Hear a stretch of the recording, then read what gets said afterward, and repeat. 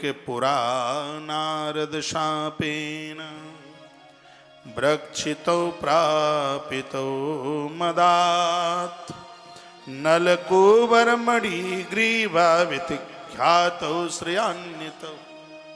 एक कुबेर के दो पुत्र नारद के श्राप की वजह से पेड़ बन गए। परीक्षित ने कहा, नारद जी ने क्यों श्राप दे दिया? कहा, कुबेर के दोनों पुत्र बिना वस्त्र के सरोवर में स्नान कर रहे थे। हमारे ग्रंथ कहते हैं स्त्री पुरुष कोई भी हो, जीवन के 5-6 काम ऐसे हैं जो बिना वस्त्र के नहीं होने चाहिए। कौन कौन से हैं? स्नानम दानम तथा होमम शयनम गमनम भुजिम। ये 6। स्नान करते समय नाभि के नीचे वस्त्र होना चाहिए।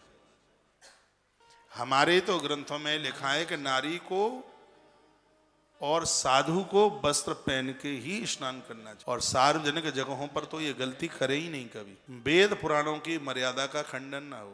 वर्णन किया गया कि नाभि से नीचे वस्त्र स्नान करते समय स्त्री पुरुष दोनों के लिए कहा वस्त्र होना चाहिए। स्नानम दानम देते समय, गमनम यात्रा करते समय, भोजन करते समय, और शयनम सोते समय देह के ऊपर वस्त्र का होना अनिवार्य है।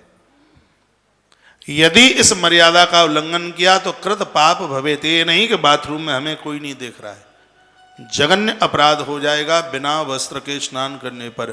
पुण्य 10,000 गैये का भी दान किया होगा, सदाचार को नहीं मानेंगे तो सब पुण्य क्षीण हो जाएगा।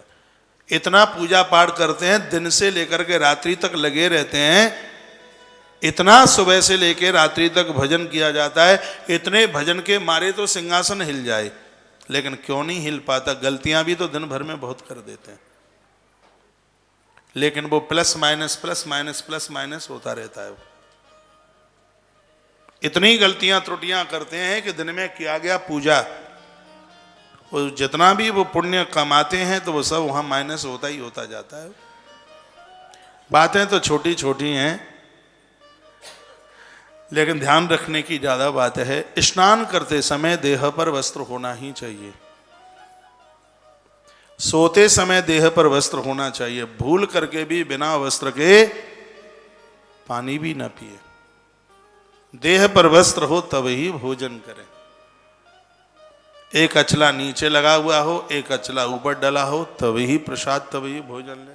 हमारी भारतीय सनातन संस्कृति में तो निर्वस्त्र को ठीक नहीं माना।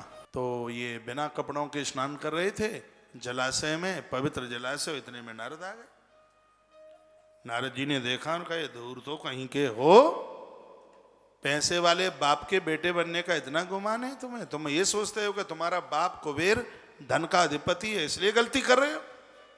खबरदार, मैं श्राप देता हूं तुम्हें कि तुम वृक्ष बन जाओ, क्योंकि पेड़ को कपड़े नहीं पहनने पड़ते। तुम्हें कपड़े पहनने में लज्जा लगती है, तो मैं श्राप दिए देता हूं कि तुम पेड़ बन जाओ, जड़ बन जाओ तुम। सो कुबेर के दोनों छोकरा रोते रोते चरणों में आके गिर पड़े। कहा, बाबा गलती हो गई, क्षमा कर दो, माफ कर दो। साधुओं को थोड़ी देर के लिए क्रोध आता है। कहा, गलती तो तुमने इतनी बड़ी करी है कि क्षमा करने के लायक ही नहीं है। अब तुम गलती का एहसास करते हो तो इतना कह देते हैं कि द्वापर में नंद बाबा के आंगन के वृक्ष बनोगे। उस समय द्वारका में स्वयं परमात्मा कृष्ण बन करके आएंगे और उनके स्पर्श के द्वारा तुम जड़ से मुक्त हो जाओगे, चेतन रूप को प्राप्त हो जाओगे। ताली मत बजाना आज भी।